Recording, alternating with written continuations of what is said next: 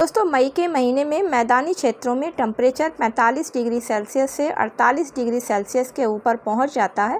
ऐसे में गमलों में लगे हुए अधिकांश पौधे खराब होने लगते हैं, लेकिन वहीं पर बहुत से ऐसे पौधे भी होते हैं जो इतने बढ़े हुए टेम्परेचर पर भी आसानी से कटिंग के द्वारा ग्रो किए जा सकते हैं। तो आज के वीडियो में मैं आप लोगों के साथ में कुछ ऐसे ही परमानेंट पौधों को शेयर करूंगी जिनकी कि अगर मई के महीने में कटिंग लगाई जाती है तो 100% उनसे रिजल्ट मिलता है। तो चलिए आगे वीडियो में देखते हैं कि ये कौन से पौधे हैं और इनकी कटिंग को किस तरीके से लगाना है। नमस्कार दोस्तों, आप सभी का अपने चैनल पर एक बार फिर से स्वागत है। तो चलिए दोस्तों, वीडियो की शुरुआत करती हूँ। पहले वंडरिंग जू की बात करते हैं। इसकी कटिंग बहुत आसानी से लग जाती है और मार्च के महीने से मई के महीने के बीच में आप कभी भी लगाएं, इसकी कटिंग बहुत आसानी से ग्रो हो जाती है।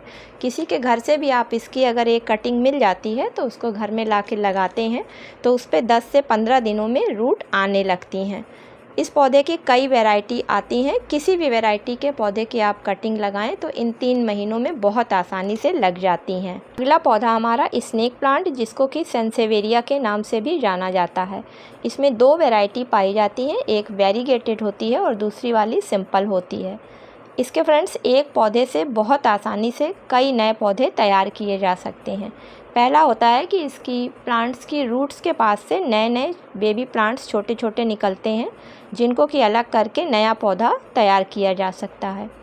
या फिर आप इसकी एक पत्ती को छोटे छोटे टुकड़ों में काट लें और हर कटे हुए टुकड़े पर बहुत जल्दी रूट्स आ जाती हैं और एक नया प्लांट्स तैयार हो जाता है, क्योंकि इस प्लांट्स की लीफ में इतनी क्षमता होती है कि कटिंग वाले भाग पर रूट्स को निकाल देती है।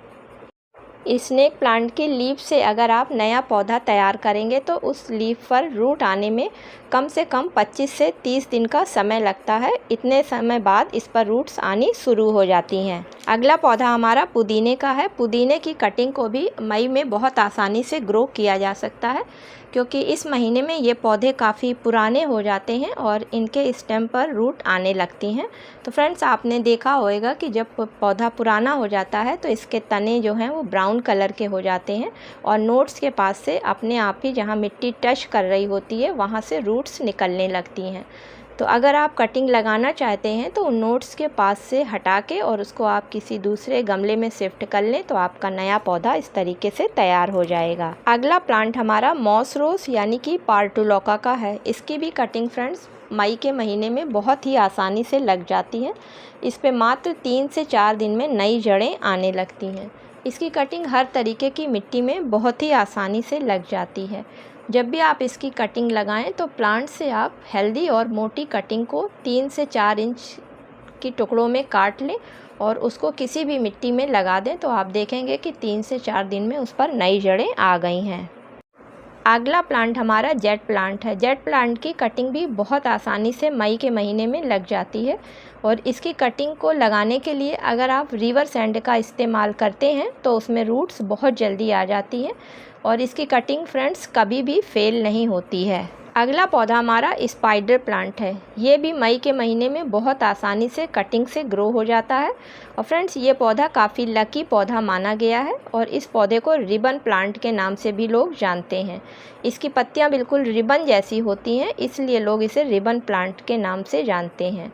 इसकी साइड रूट्स पर नए नए प्लांट्स बनते हैं, जिन्हें कि कट कर नया पौधा बहुत आसानी से तैयार किया जा सकता है। अगला पौधा हमारा टर्टल वाइन का है। टर्टल वाइन की भी कटिंग मई के महीने में लगाना बहुत ही आसान होता है और इस महीने में भी ये बहुत आसानी से ग्रो हो जाती है। ये पौधा बहुत ही खूबसूरत लगता है और ख़ासकर हैंगिंग बास्केट में तो इस पौधे का लुक देखते ही बनता है।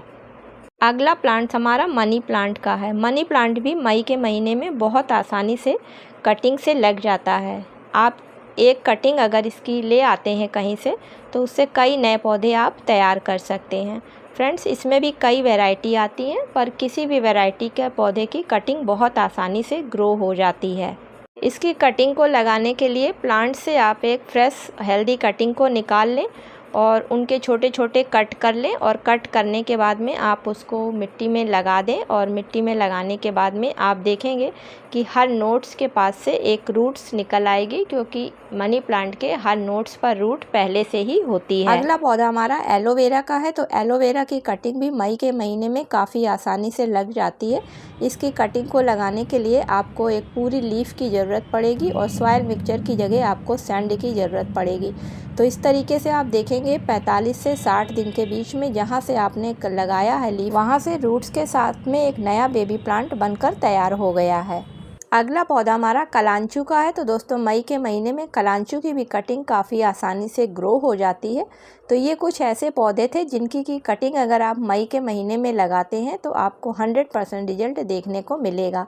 उम्मीद करती हूँ कि आज का वीडियो आप लोगों को पसंद आया होगा। अगर पसंद आया हो तो इसे लाइक और शेयर करिएगा। मिलती हूँ किसी अगले वीडियो में किसी नई जानकारी के साथ में। तब तक के लिए दोस्तों हैप्पी गार्डनिंग।